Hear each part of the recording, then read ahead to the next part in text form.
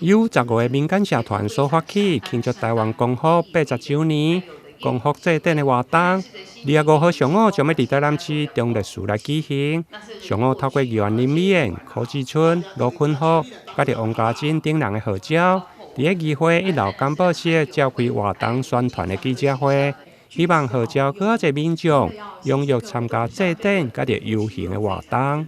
光复80周年，那行政部门官方不庆祝，那民间我们就很闷。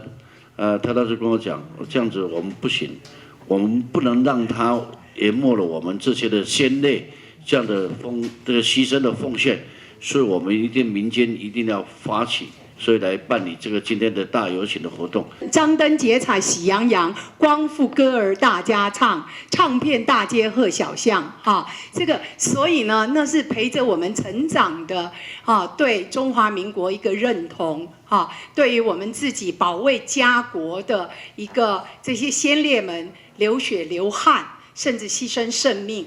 我们对他们的一个尊敬，一个肯定。台湾最重要的2个节日就是光复节跟国庆日可是现在就改到好像光复节、国庆日跟现在的执政党都没有关系耶。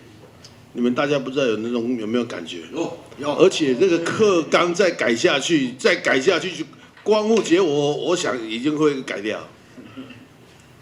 这个实在真的让我们匪夷所思，你知道吗？我们以前的教育是这教育我们的，我们也要把我们真相告诉我们下一代。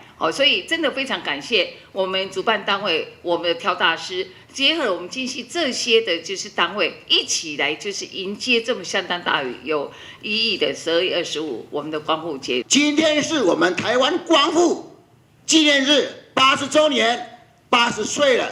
大家非常高兴的心情来迎接他。当然，我们人人会发一支小国旗能够号召，能够把这个喜悦告诉大家。我们今天台湾光复了，我们应该更百尺竿头，更进一步。台湾应该要向前走，向前看。主办单位中华民国空军航空技术学院校友总会表示，因为今年拄好抗战胜利80周年，为庆祝台湾光复。由着退伍军人等民间社团共同来发起，现场嘛有少年族群吴振豪甲着叶汉勋的响应，希望号召各个少年族群会用来出席参加。台南新闻林永根采访报道。